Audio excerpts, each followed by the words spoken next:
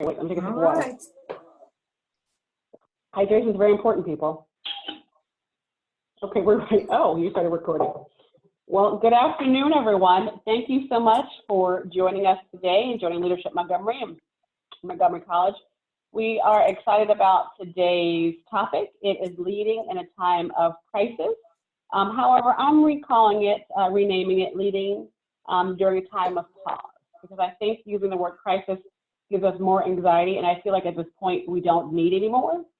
So I'm reclaiming it and calling it leading in a time of pause. And so we thought it was really important to talk to some leaders here in the community about what they're doing during this time of pause. And one of our favorite leaders here in this community is Dr. DeRionne Pollard. If you don't know, she is the president of Montgomery College, which has about 55,000 credit and non-credit students here at Montgomery College. It has had the honor of having her as the president for the last 10 years. And prior to that, she came from California, but she's been a big presence here and is well known for leading and being a great example and one of my dearest friends. And so we thought it was a great opportunity to talk about what it's like to lead right now. And so what I'm going to do first, we're going to have a conversation with Dr. Pollard. I'm going to read a quote that I thought was really significant, and we talked about in our race equity class last week. And DeRionne's going to react to it. She's going to give some tools throughout the questions.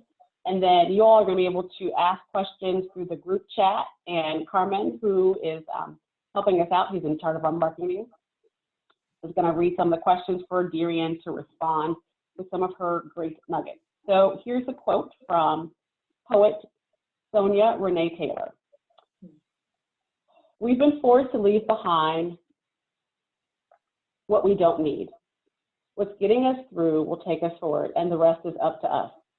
Up to us. Dream. While we have this time, dream of the life that you want. Dream of the world you desire to exist in. Look for the places in your new dreams that have parts of the old world and remove them. What is a dream then? From there, you can go and add a collective weaving of whatever is next. If we're gonna heal, let it be glorious. So I read that quote and I thought of DeRionne because she has been one to help me in times of pause, to help me figure out how to move and press forward and to continue to dream. And these are one of these moments. So many times she's reminded me that culture is formed anywhere, but it's really inside organizations. And culture starts at the top. And so it's important for us as leaders to set the tone. And the actions we take and how we talk and how we engage to others, and that's how people will follow us. And so knowing that she has the ability to get people to follow and rally behind, I thought it was great during this time of pause to talk about these things. And so, DeRionne, the first question, and first of all, thank you for joining us. Glad to be here. Thank you. First question. Yeah, it's so great. First question I have for you is, how can leaders and individuals show up and help people dream and help us figure out how to set the culture that they envision? Well, first of all, thank you, C. Marie and Leadership Montgomery, for the invitation to be here. Just so you know, it looks like I'm sitting in a video preview, and I don't know if it's me or you. As long as you can see and hear me, I'm fine. I just can't see you. So if you don't see me reacting to you as I normally do, that's why. It just has a circle that says waiting. So instead of me coming out and coming back in, I'll just stay here as long as you can hear and see me. You can hear and see me fine? Okay, good. Excuse me.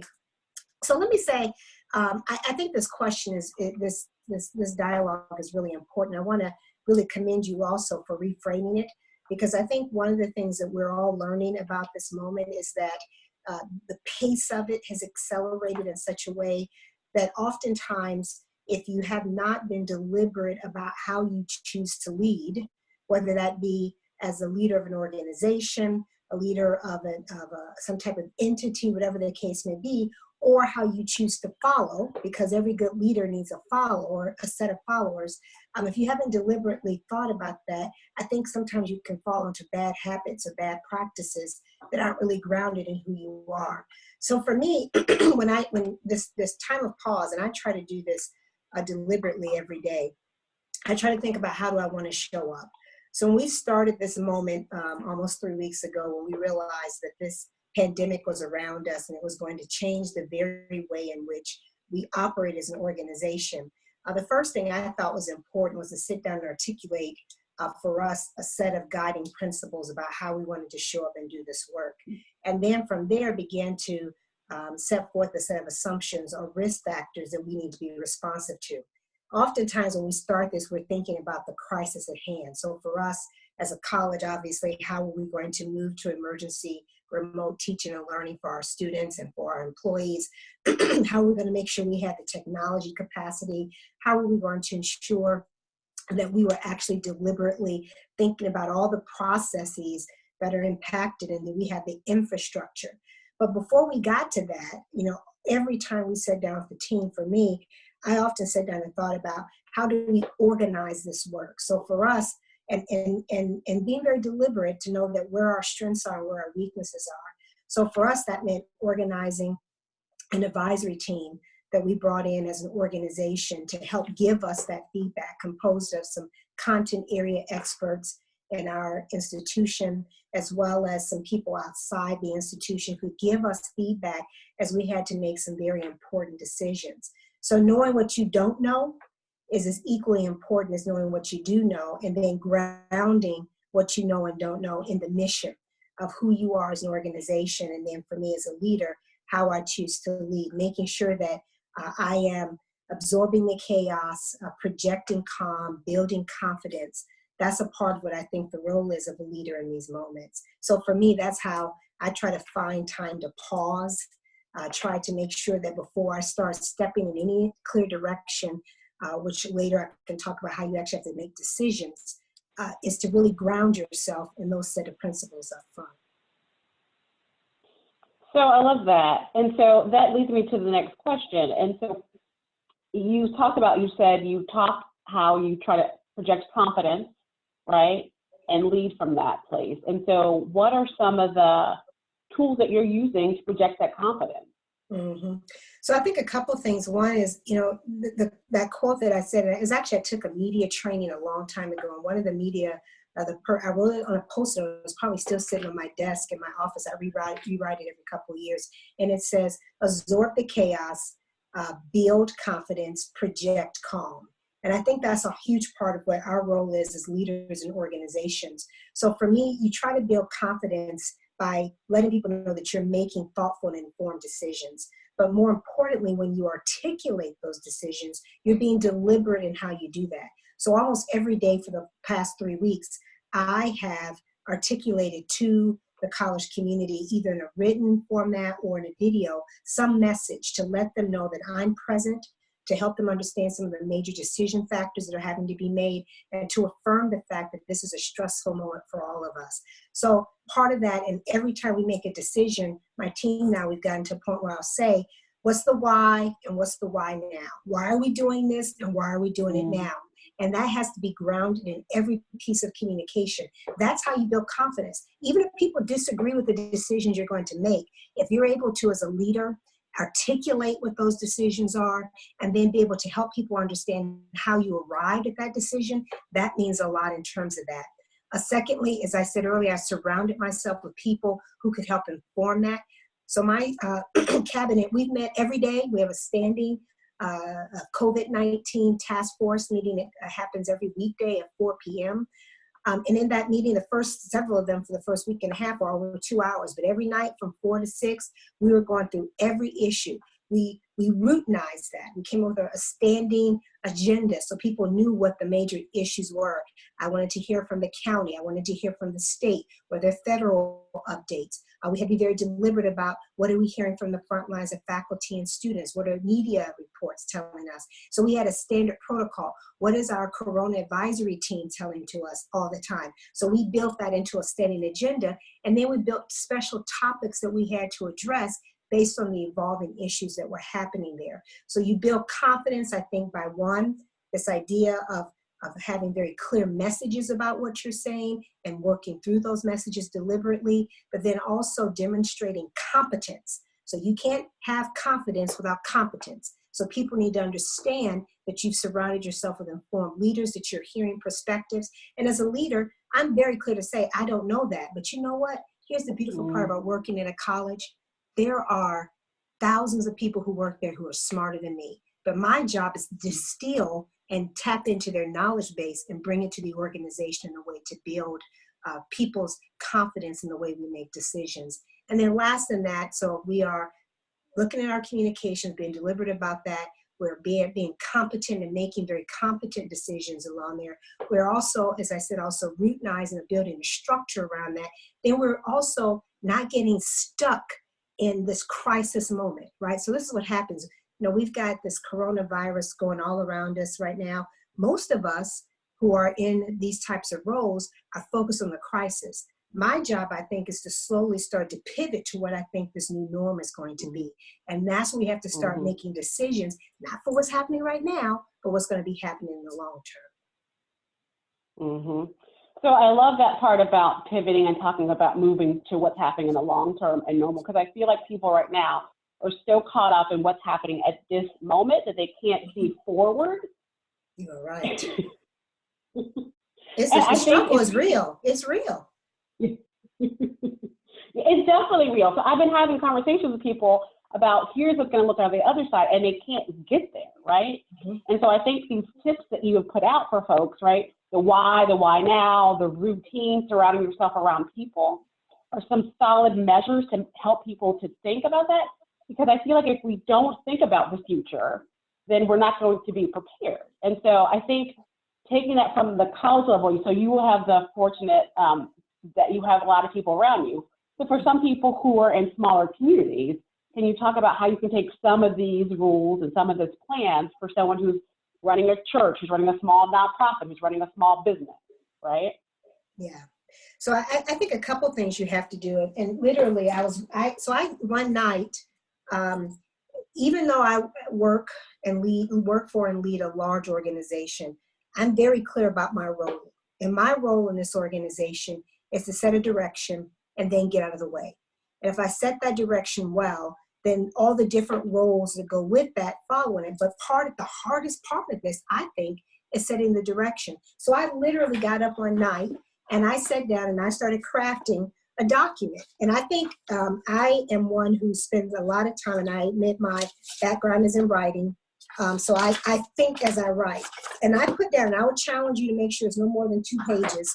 I sat down and put together a document where I literally have called it, I'm changing the title of it, was what's our strategic response and recovery as it relates to this? And what are the guiding principles that we have? So I have now about 7 guiding principles about who we are as an organization.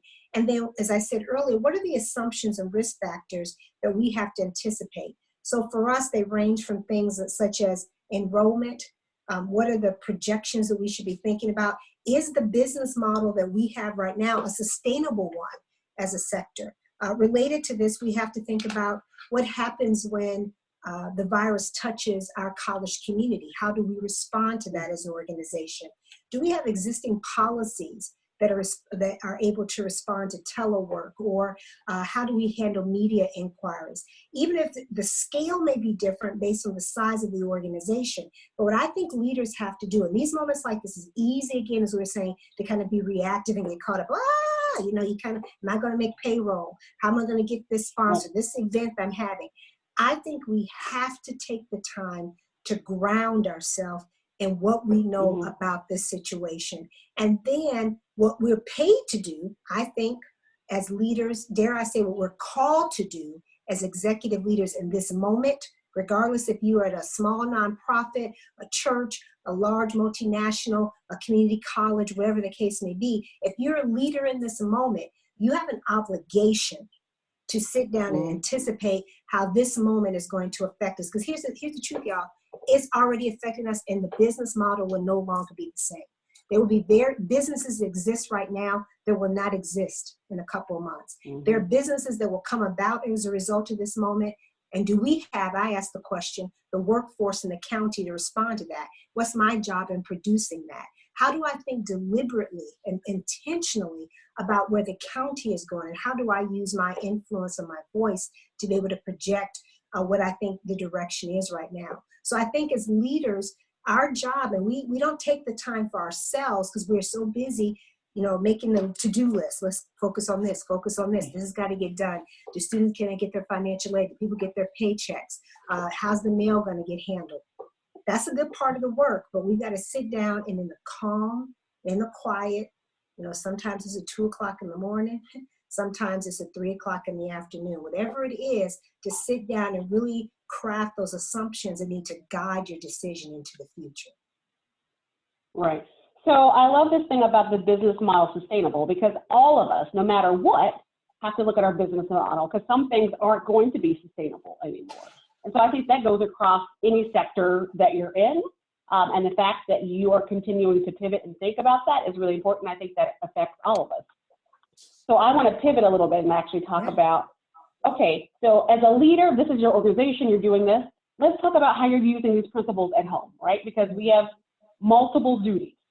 Yes. Right? So I think there's many of us who are trying to figure out how to use some of these same work things at home. So sometimes I do that at home. If there's a big project we can't figure out here, I'm like, okay, what would I do if I was at work? And then I make a list, a do, dump, delegate, right? And how are we going to make that happen? So if you would be a great leader and share some of your, be a little vulnerable and talk about how you're managing that at home. So I think probably not unlike many of you who are listening or in this moment, it has been very stressful. And I made a commitment when I realized what was happening, that I could not lose track of me and my family in this. So, and just because you're at home with each other 24 hours a day, 7 days a week, does not mean that you're automatically intentionally spending time with each other in quality ways. So I think for me, and there are a couple of things I do, because I've maybe now been on this earth 50 years almost, I've kind of understand who I am. Maybe a surprise to many of you, although you would not be similarly surprised. I'm an introvert. So staying at home for the last 3 weeks has probably been feeding that introvert spirit of mine. But I also know that I need to be intentional about staying connected to the people who also give me energy and joy. So whether that be a quick conversation, a text message, or let's have a virtual happy hour, let's get on FaceTime and just see each other's voices. See each other's faces and hear voices. That's a really important part of that. I had a number of friends who said, we are all very much committed to self-care. And I think we aren't very patient with each other sometimes in these moments. So part of what I've been working on, one, is this idea of enhancing and continuing exercise every day. I get up in the morning, although this morning I didn't, I'm doing it this evening. Get up every morning, I exercise, I have a routine I'm using. And then in the evening with my family and I, because we do need to, even with social distancing, we go out every night and take a walk about 2 miles every night. We go out and it's good quality time, us just listening and talking with each other. That's really important. I know that I like a certain amount of structure. So my home office is where I'm going to work at. I try to make sure, which is where I've been failing, to be quite honest, that I have a work day. So if I'm going to work from 9 until 6, that's where I'm going to do the work in my office, so that I'm not expanding my office to be in the family room in front of the TV or in the kitchen while I'm looking at, making dinner or watching somebody else make dinner. The reality about it is that I'm trying to contain myself to a work day, because it becomes very quick that you're working all the time. In the first couple of weeks, you got to do that, right? It was a 12-hour day, 13, 14. I got that. That was a part. But now, if this is the new normal, I need to be a little bit different and intentional about that. And then learn the technology tools that can be very important in helping you do it. Last but not least, and I think this is really important for us as a family, we've been really trying to make sure that we honor our time together. We still sit down as a family and have dinner together. We play games together. We go out for our walk. That's been important. As my son, who's 13, he's in school, that as I'm actively engaged with him as his parent, as I am, and also remembering that I'm a wife. I need to make sure that my wife has a break as well. So it's a part of the holistic, because at the end of the day, and many of you have heard me say this before, I do not want it to be on my tombstone that she was a phenomenal college president, especially during the COVID-19 in 2020. If that's on my, I'm going to come back and haunt somebody if that's on my tombstone. What I wanted to say is she was a hell of a girlfriend. She was a good friend. She enjoyed laughter. She was there when people need her. She liked good tequila, and she was a wannabe athlete. That's the kind of stuff I want to say on my tombstone. So we have to live it now, even in the midst of crisis. Right, yes. So I see some questions popping up, but I hear, and then I'll let Carmen pull up the first one. Here's the thing that I've heard a couple times. So about intentionality, patience, being kind to oneself, right? Coming up with a routine. And I hear that that can go into your work life and your personal life. If you can take both of those pieces and form them, then it's a more fluid process and perhaps give us more space to be, and to go back to the quote, to dream and figure out what we're going to look like now and going in the future, because we're already here. Yes. So that's what I'm hearing from you so far in the summary. So I'll let Carmen. Go ahead. Okay, go ahead. No, so the last thing I would say in terms of a business process also, I love the idea about dreaming here and now to the future. A lot of businesses use concepts called a post-mortem or pre-mortem. Before you get ready to launch a new initiative or process, you do a pre-mortem to know what you want it to look like at the end.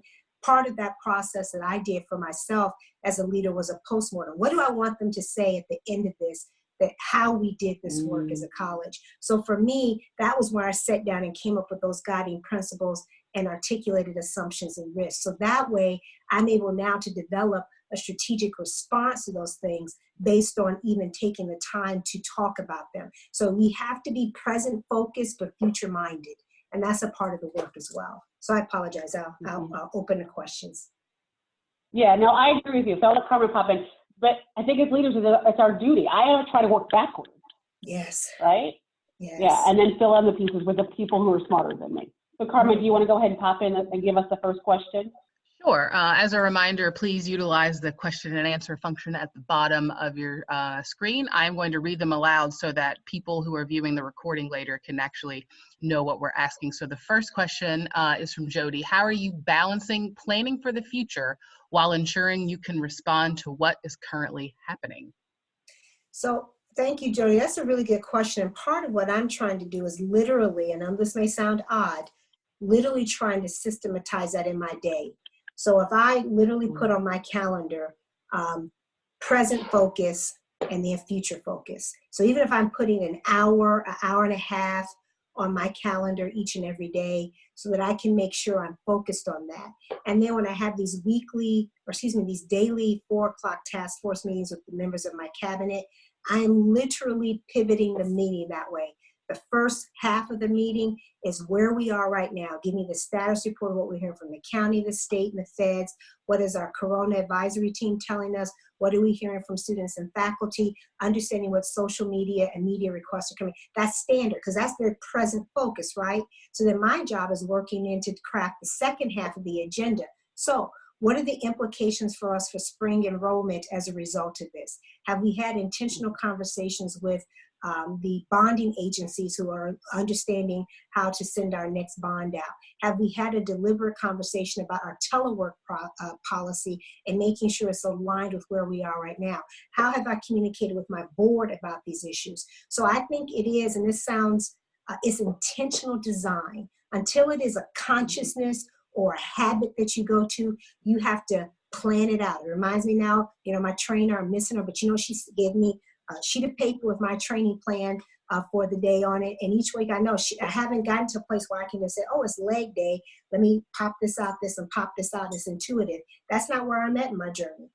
Where I am in my journey is I can follow a sheet of paper. So here's what I have to do the same in my workplace. Now, my team and I, it's about developing the muscle around these types of issues and to ask a set of questions. That's a really great question, Jody. I hope I was able to respond to it. So really just it's taking part of each of those days to split it into present and future. It definitely is. Definitely. Yeah. Okay.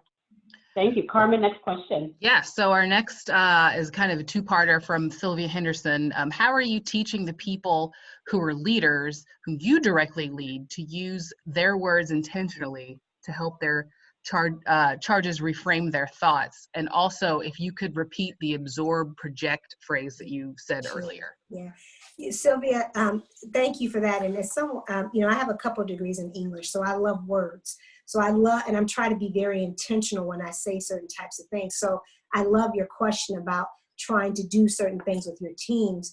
And I think it is about the routine of words that matter as well. So going to the second part of your question you asked first, absorb the chaos, project calm, build confidence.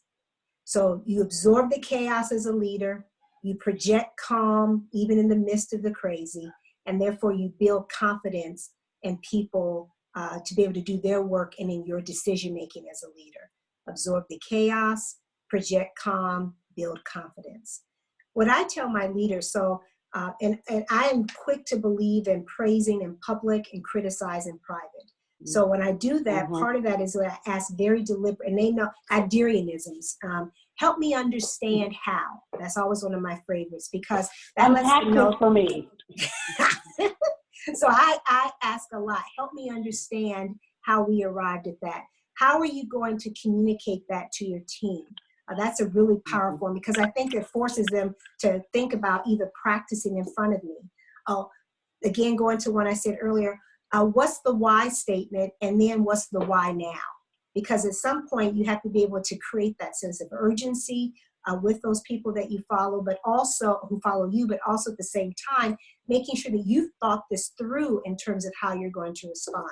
I invite people to practice with me. So I said, let's play this out. What would it look like if you said this and how they may respond to that? I often try to end meetings with, okay, here are our takeaways from this conversation. Here are the 4 or 5 points we're trying to follow. The other thing is I often ask other people to do that. I have some very, like I said, I work with people who are all smarter than me. So part of my job as a leader is to make sure I know how to tap into their strengths and turn those strengths into assets for the entire group. So I'll say, such and such, help us understand how you may say this. What are the concerns that you think we may hear, Susie, when you're in your area? Or, oh, Dwayne, Maria, what do you think about these particular points? So part of it is making sure people feel seen, that you're giving them the perspectives, while at the same time, and I think this is really important, that you're modeling that behavior. So those are some of the strategies that I try to use. I often encourage them also to develop a script. You know, many of us are very comfortable speaking extemporaneously, and while we're comfortable at it, we may not be good at it. So part of what you do is have to have a script that you're using to be able to say, this is what I'm going to be doing when I'm sitting with my teams. And hopefully a combination, the triangulate, you modeling it, giving them practice opportunities to try and practice in their own spaces with you, and then also giving them keywords and phrases to use. I think there's some benefits that hopefully help them and you in those spaces when you're not there. I think that's great. And I think right now, while we're in this time of pause, there's opportunities in your household and within your staff for them to show up with some new skills. Yes. Right? Because we have to pivot, and so you learn other things. Within my staff, we're learning new things. And so this is the chance to do that. And so we have a bunch of questions. Let me stop talking. Carmen, go to the next one. No, you're fine. I love this question from Andrea Milo. As a leader, who do you try to surround yourself with, and how do you ensure space for new perspectives and ideas? So I love that question too, Andrea. And here's the first thing I say is that I believe you surround yourself with people who do not think like you do. I think one of the fatal flaws that a lot of leaders do is they surround themselves, and actually you see this a lot of people who are immature or new in their career. When I say immature, I'm not meaning it negatively, but they're new leaders. And you have to go out and make a hire. Oftentimes they'll make a hire of somebody who thinks and sounds like them, who mimics them. And that might be a good opportunity for you to have that person into your choir, your advisory, somebody you go to ask questions of and build a relationship with. But I'm of the opinion that when I'm sitting down with my cabinet, when I'm sitting down with groups of people, I know who I am, flaws and all, and I know where my strengths are, flaws and all. I know my weaknesses very well. So I believe in having people around me who think differently than me, because if everybody around you thinks the same way as you do, you're not getting new perspectives. You're lacking the diversity that you need in order to make good decisions. So for me, I try to make sure I have all different people around me who are going to give me different perspectives, but also different understandings based on their roles within the organization. All of our colleagues who we work with have a deep competence in some area that you don't have it in. So Mm-hmm. why would I be stupid not to tap into their expertise or their brilliance simply because it might show that I don't know something? If I knew everything that I need to know about this life, I wouldn't be in this job. I'd be someplace else in a think tank getting paid billions of dollars to just be a thinker. That's actually a great job. I want to be a thinker, but this is, at this particular point, your job, I think, as leaders is to tap into the knowledge, experience, and strengths of other people to build a composite that's going to benefit your organization. I look at that, and what's interesting, crisis can reveal these moments in people.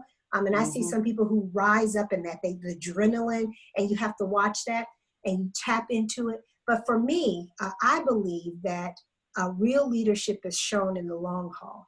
So I often tell new leaders at my institution, new employees, or people who are looking for upward mobility, it's not on the big flashy stuff that I'm always going to pay attention. Those are nice spots. I'm looking at who shows up prepared to different types of meetings, who volunteers to do work that may not be the big flashy things, but the things that have to get done within the organization. I'm looking at how they carry themselves when they're in different spaces. So when I have opportunities that come as the president of the college, then I'm able to say, and sometimes these are, I don't know if I remember their name. I have to go and find it out. I'll say, at that meeting we were just at about this, I noticed this person, and I've seen this person now in 3 or 4 different settings. I've been very impressed with how they've managed this work. Find out their name and give me some background material. If it works out well, let's put them in this role. Let's give them an opportunity to stretch. So I really believe that part of what my job is as a leader is to identify new talent and help grow it. And part of that may mean these are going to be people I have to make investments in, but I have to be patient when they make mistakes. I have to create space for them to be able to do that, and at the same time set expectations about performance. Well, and I think the other thing that is part of that is that your humility, right, and your vulnerability to say, I don't know, and I'm willing to find somebody else who can, right? And so I think many times as leaders, we don't want to talk about that. And one of the best things I heard from one of my first bosses 100 years ago was, it's okay to say, I don't know. Yes. And I think a lot of times people are afraid to say, I don't know. And right now, this time of pause, as I'm calling it, we're afraid to say, I don't know. And I said to my team, I don't know. We're going to figure it out, but I don't know right now. And what are your 3 suggestions today? Well, and I think the other thing we have to say with that is, I don't know. And also sometimes have to say, let me think about that. Because part of this moment, we're in the churn of what we believe to be this crisis moment versus this time, as you call it, of learning and in peace and exploration. Instead, we get caught up in the crisis. So then we react, we respond. Part of what we have to do is to acknowledge, peace, be still, be calm for a moment, think about it, and then come back. And that may mean then consulting with some other people before you have that final decision. Yeah, and in that stillness, and that's where I think you can find the answer. It's just reminding yourself and giving yourself the grace to find that stillness to get to the answer. And so with that, I'll take some silence so Carmen can ask the next question. Great. Okay, our next question is from Marilyn Link. Structure is important to continue accomplishing for today and planning for tomorrow. Some leaders may start to lose steam as this continues. So how can leaders who are watching from the sidelines contribute, stay engaged, and not tune out? So Marilyn, hey, I think your question is a really powerful one, because it suggests an intentionality that I think is often can be overlooked in moments like this. Because sometimes when we get caught up in these moments, we can tag ourselves in or tag ourselves out, say, oh, I'm out, and realize, let me just take care of me and my own right now, and really get caught up in that moment. And I'm going to offer to you that ways in which you do that is by watching other people very deliberately and offering care and concern. I'm accustomed to, as a leader of an organization, receiving feedback from decisions that folks don't like. Those are ones you get quite frequently. Those are the ones that that's a part of the gig. But I often, this past weekend, I had kind of hit the wall. I was sharing with C. Marie and some others that by the time Friday evening had come, I had hit the wall, and I literally just laid on my couch and went to sleep. And this past weekend, I probably slept more this weekend than I have in the last 3 weeks. But it was something very nurturing and feed that I needed, but I got up and read some emails from different people. And I was really surprised by the number of people who were expressing care and compassion to me. It's like, hey, I know this was a hard decision you had to make, or I'm grateful that this was the decisions you made, or I really appreciate you demonstrating how you arrived at that conclusion, even though I may have thought it was a different perspective. So that idea, I think if you are there, sometimes is demonstrating care and compassion, I think is a really important part of this right now, because we're all scared. And I think for me, also giving that time to my team members to have that moment where we're talking about how we're feeling, checking in with them and their families, understanding those dynamics.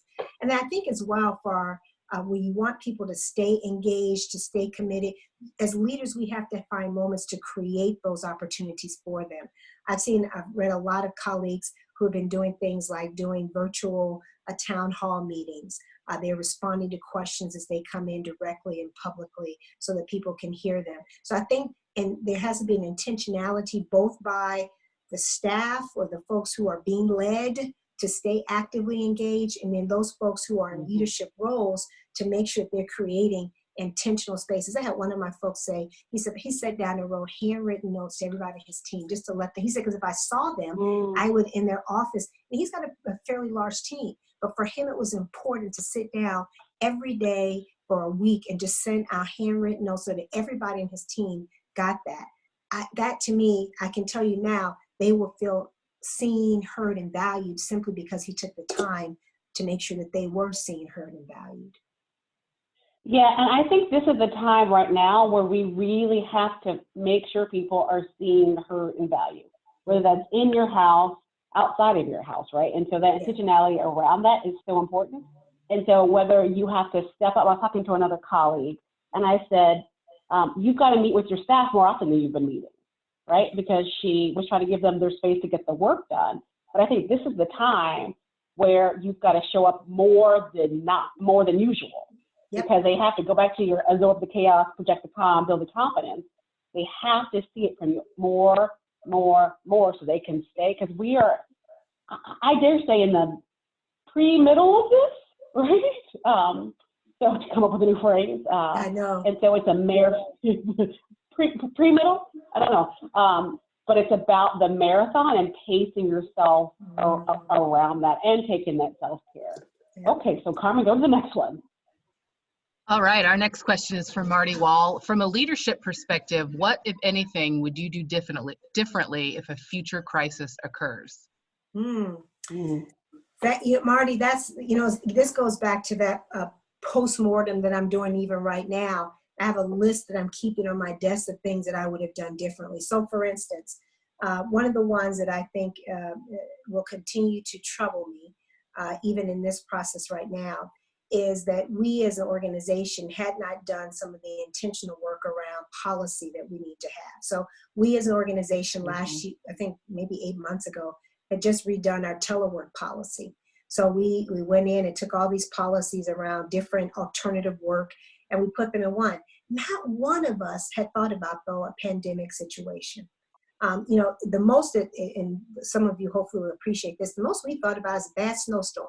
Right, so you get a bad snowstorm, college may be closed for 7 to 10 days at the most, because that's what we experienced not too long ago. So as a result of that, we spent some time saying, okay, let's clean up our policies for snow. None of us had thought about what our policy implications might be at a time like this, as it relates to this whole process of managing this pandemic, and now moving to emergency remote work when we know that this doesn't even exist. I would have spent more time, I think, as well, trying to build in some of the infrastructures around technology that we had. So we literally have some employees that still have to go into the office for certain types of things because we hadn't done the automation. That was on our list. Oh, we're going to get to this, we're going to get to that. But we had prioritized this launch of this particular software. We had prioritized this particular piece of work we're doing. But this idea of some of the automation, we'll get to that. We'll get to that. And what I'm realizing now is that we're going to have to reprioritize what we choose to spend our time and resources on, because this reality right now, this will not be the last pandemic we will have to face. This is the new reality for us at this particular point. And I hate using that phrase, it's going to be overworn, but I think it's very true right now. I'm fully prepared as a part of the assumptions that I stated earlier that I'm working on this document, is that COVID-19 either will resurface this fall or have a mutation that will surface this fall. And as a part of that, if I know this to be true or believe that to be true, then I have to start to prepare for that now as it relates to it. The other thing for me that I wish we had done differently is finding more resources to help our students as it relates to emergency assistance, and also how to help our employees be prepared for this. I am struggling. Now, I was looking down in my notes here. We've provided about $260,000 of emergency aid to students in terms of food, certificates, technology, students asking for help with rent, all types of things, because their lives are so vulnerable and fragile right now, let alone thinking about going to school. That just is secondary to them, the tertiary even in that case. So as a leader, I wish I had been able to try to anticipate some of these things more. And as a future now, thinking about how to design our systems and processes that are more agile and more flexible than they have been, how they're more automated than they have been, and then certainly, probably more importantly, thinking about how we're communicating that sense of urgency to all employees. Thank you, Marty. That's a really great question. And I think it's one that you also want to think about within your local community and even in your household, right? If you have the ability to do that. And even depending on where you are within your financial ability and where you are, thinking about what does that look like? Do we have these things to be at home? Do we have what we need, what we actually need, and not the other things, right? To function. Because it's right now, it's about what do you actually need, right? For many of us. And many things we thought we needed, we don't need. No. And you know, outside of the 100 rolls of toilet paper everybody really thinks they need, I love your point about simplifying. I have a sign actually over my office door that says simplify. One of the things I'm taking away from this experience that we're all living through, both in terms of home and work, is how to simplify. That has been a really profound observation for me, and I'm going to be taking that into this next iteration. Yeah. Okay, Carmen, go ahead to the next question. I know we've gone, so we have like about 15 minutes left. Yeah, we have about 15 minutes. And I'm going to combine a couple questions because they're sort of similar. Can you offer any advice to graduates regarding their job search and expectations from the workforce? And kind of along the education lines, do you have any early thoughts on how higher education will change as a result of what we're experiencing now? So that question is the thing that's keeping me awake at night. So those folks who are thinking about it, thank you for joining me in some sleepless nights. I think that what we're going to see is a radical shift in the economy from this point forward. Kind of going to the point about what we're learning about ourselves, I think the service sector is going to be dramatically, if not tragically, impacted right now. So we're going to have to be thinking about what that looks like in terms of those of us who may be in service sector jobs. I think the notion of entertainment and eating out is going to be very different. How are we preparing for that as well? I think a lot about the idea of leisure or social travel, how that will change, and all those types of parts of our life that sit into that space. What are the impact there? And I think for us as higher education, I have 3 enrollment scenarios I'm working with right now with my team. One is that there's a major contraction in enrollment, and as we barrel into a recession and people don't come back to school, or people do come back and their needs are profoundly different. Or the other part is that people who may have thought about going away to school may very well say staying locally is a better option for me and my family, whether it be because of health and safety issues, whether because of the economy, what we think we can afford to do or not do. So as a result of that, post-secondary higher education is going to have to think differently about even our notion of time and seats and space. how we look at online delivery of education and support services, how we look at the infrastructure, the operations of a campus as it relates to that, how we market and brand ourselves. So I think about jobs that are going to be around, and we see them right now as a result of these things. Things are related to AI, data, data science, analytics and informatics. Those types of things I think are going to continue to be important. When we think about work, and I've been struck by some of these stories that we see in the media about all the ventilators that are needed, but these alternative products that are coming out as a result of that. I think you're going to see a greater interest in manufacturing and technology, engineering. Communications is going to continue to be important, but communicating toward a different end than just simply advancing a product or a service, talking about the value add, understanding how one prepares for emergencies. Those types of things I think are going to be important. I do worry about the graduates who are going to be coming out this year, whether it be at a 2 or 4 year institution. Are they prepared that it might take longer for them to get jobs? The reality is that a lot of companies are going to be simply coming back. So the idea of trying to hire new people is going to be a concern. Areas I also think that would be of interest, anything in health, anything in science and research, I think is going to continue to be important, engineering. And then at the end of the day, I'm also hopeful that things in the humanities will be important because people are still going to be people and we still need to relate to people. And we still need to figure out how to capture culture in the midst of these types of things. So I do think it's going to be a radically different environment. And here's what I know for sure, that every entity, every business sector is going to have to be thinking about this. If you think you're immune after this, shame on you. This is going to require a different level of leadership and a different level of engagement than we've ever seen before. Well, and I would add, it's also going to require us to think about co-creating, right? And so going back to your talking about present and future focus, this is actually the time for nonprofits to be thinking about merging. This is the time for smaller companies to think about merging. This is the time for restaurants to think about new lines of business. This is actually the time. Look at the distilleries who are now pumping out hand sanitizer. So in the midst of the fear of what's happening and how I'm going to survive, can you take it and flip it and think, what are the things that we're going to need to continue to survive and change my personal model and my professional models to these pieces, right? Because there are other opportunities. You see this breakdown in supply chain demand. Where can you fit in there, right? Yep. For the folks that are graduating, where can they fit into these other opportunities that we clearly are lacking, right? We need more nurses, more doctors. There's a deeper appreciation for teachers these days. So perhaps more people will go into the teaching field. Right?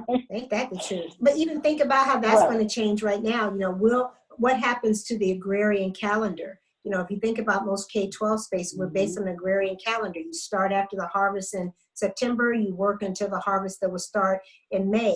The reality about that, do you need a 9 to 3 workday? I've got a 13-year-old. I'm watching what happens and how the teachers are adapting. We are in a leapfrog moment. So either we assume the posture of being leapt over, or we assume the posture of being the ones to do the leaping. And I think that's where your point is very well taken. Entrepreneurs will thrive in this environment because they're going to see a need and figure out how to respond to it. Do you want to be left behind? And the last part about that is then, what are the values that are going to be important to you and your company, your organization moving forward? For us, one of the things that's important is to make sure that the underserved are not underserved even more in the midst of this reality. So we all have to figure out what our mission and values are and how that can drive our future direction here. I love that. Carmen, go ahead. And we've got a couple of questions that I'm going to combine as well that that reference Dr. Brown's and yours, Dr. Pollard's comments on weakness and vulnerability and saying, you know, I don't know, and it's okay to say I don't know. So how do you sort of balance that need to show vulnerability and humanness during this time, and kind of also, you know, in the corporate world, is it okay to show that you're vulnerable, especially during a time of pause? Yeah, I think these are the times you have to show it, because this is where empathy and humanity come forward. I think when regardless of your politics, I think think one of the things that many of us are hungry to hear at the national level, and where you see some very stark contrast in messages, has been in those people who are able to demonstrate and convey an empathy for this moment. Where we have an economy that is in flux. We have thousands of our fellow Americans, tens of thousands of people across the globe who have lost their life to this disease. It is creating levels of uncertainty in everyday life, whether that be trying to figure out how to get to the grocery store and how you need to appropriately protect yourself and what you should wear and not wear, and how to budget accordingly depending on how your cash flow is coming through at this moment. So if a leader or a person who works with an organization cannot demonstrate vulnerability and empathy at this particular point, I'd ask the question, when can you not?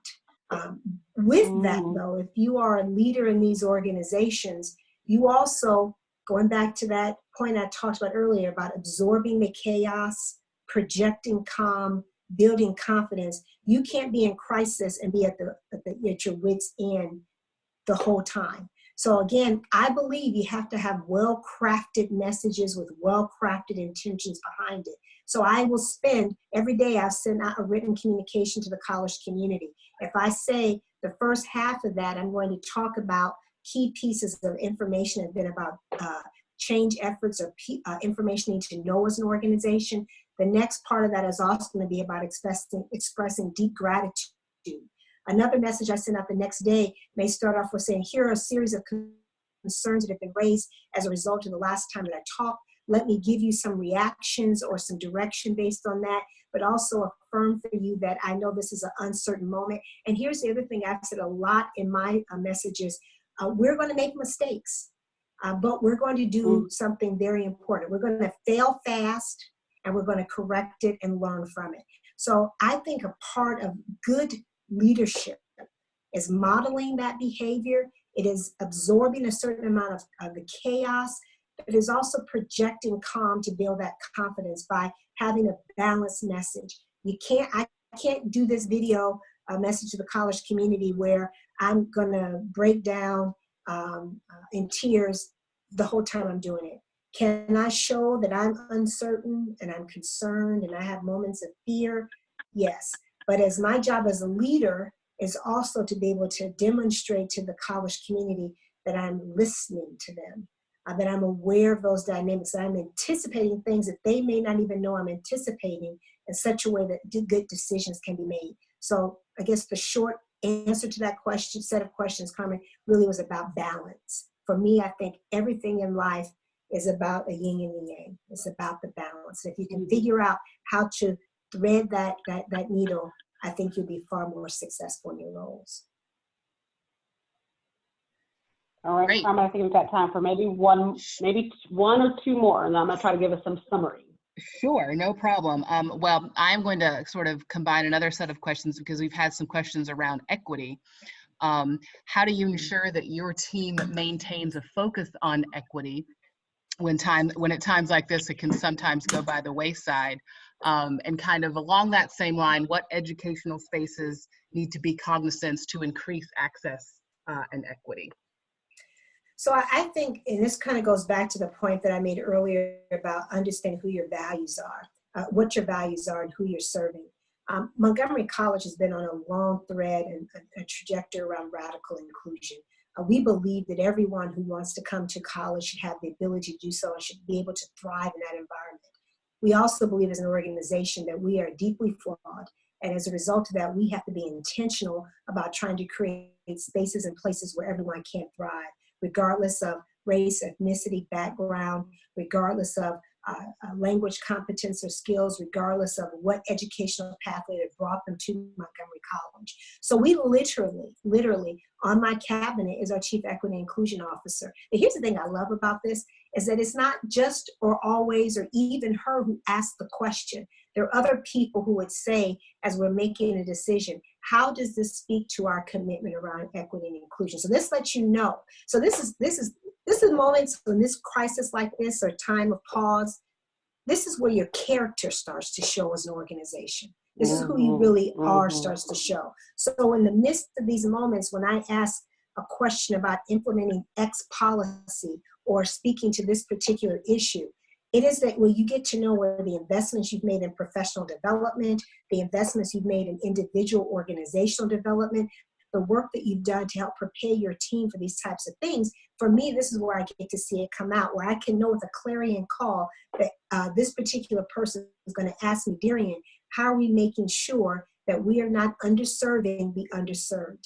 DeRionne, have we thought about the implications for this policy on our immigrant students? DeRionne, have we thought about how this is going to play itself out for those students who may find themselves in X category? How do we ensure the messaging of this speaks to the multiple languages that our students speak? Equity and inclusion can't be an add-on. It can't be something that you simply say that we're going to do right now. It has to be an ethos. It has to be a part of the character of your institution. And if it's not a part of those things right now, I can guarantee you that the crisis will not reveal it or make it come forward. What I love for the fact at my college is that we will err on the side of equity and inclusion almost every time, because we know for a fact this is a part of who we are. It's a part of our DNA at the college. And I think as higher educational institutions in general, our job is to make sure, which is why, I'm also say something that ain't gonna be popular, and I'm sure I'll make it on somebody's blog for this. I want to commend NCPS. I want to commend Montgomery College. It's easy for a lot of folks to sit in the cheap seats and to say, you know what, y'all could have done this better, you could have done this better, you could have done this better, this isn't being done well. When you have 160,000 plus young people who have different abilities, different backgrounds, different needs, and you have to develop an educational plan in a matter of days to deliver emergency remote instruction, it will be flawed, it will have errors, but I have to tell you, as I watch what those teachers are doing, from one little brown boy I have in my house, I am amazed by that. Are there opportunities for improvement? No doubt. Will we get better? Yes. But none of us have the luxury of saying, oh, there's going to be a pandemic that's going to place us out of school for the rest of the 2 months. And as a result of that, we're going to do something different. So I think part of this also around equity and inclusion is patience and kindness is consideration. And I know I went way over on that question, but it's like one of my pet peeves I got going on right now. So I apologize, Carmen. But DeRionne, so it speaks to your point that you made earlier about generosity, gratitude, and empathy. Yes. Right? Yes. Go ahead, I'm sorry. And so I would challenge all of us on the phone, on the panel, to go back to those guiding principles of generosity, gratitude, and empathy. And I love the point you said here about this is when your character shows in your business, personally and professionally, right? And so that's who I'm going to remember, who I'm going to go give my business to, because the character is going to show up, whether these stores are paying their workers. We interviewed Mom's Organic Market last week. He gave them bonuses and a bunch of extra money because grocery stores are killing it. Yeah. And those folks are on the front lines, right? So that's the character of that store, the character of that leader, where he is being generous, he's showing gratitude, and he's showing empathy, right, for those workers who are handing folks the produce that they are buying en masse. And so that goes back to these last sticking points. And we literally have 1 minute left. So I'm going to try to sum this up. I'm sorry to get to the last question and let you make your final thoughts. But here are the things I think we've heard from you. Is to be present and future focused, to absorb the chaos, project the calm, build the confidence, ask your why and your why not, figure out how we can continue to model behavior, make sure that we're offering care and concern. Think about those smaller details that we keep pushing away that actually have come up to roost right now. Think about how we can continue to co-create and be entrepreneurial, figure out what our mission and values are and how that drives us in our work. Think about how we have the ability to be generous, to show so much gratitude and empathy in this moment, and how we can be intentional in every single thing that we're doing in this time of pause. And that's going to reflect the character that we have as individuals and collective bodies here. So that's my summary. I'll let you take us home. I'll just end by saying also keep your joy. I think that in moments like this, it's so easy to get caught up in what's not being done. to feel so much anxiousness and concern and fear and trepidation and worry for the future. And that's all very real, and you have to acknowledge that and go through it and own it. But I'm also going to say, make sure every day you try to find one sense of joy, one place, whether it be a call from your best friend, whether it be a hug from your child. For me, of late, it's my lovely chai tea with rum chata in it. That's a sense of joy every day. That's okay. Whatever that sense of joy is for you, find it, embrace it, and make sure that then you try to take it even further. So maybe next week is 3 places of joy, and with that profound sense of gratitude. I want to thank Leadership Montgomery and UC Marie for having me here today. And thank you, Carmen, for trying to keep us on point.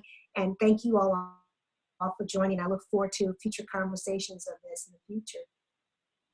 Thank you, Dr. Pollard, and everyone on the phone. And the last thing I'll say is take a deep breath. We're going to be all right. Thanks, Yes, ma'am. everybody. Thank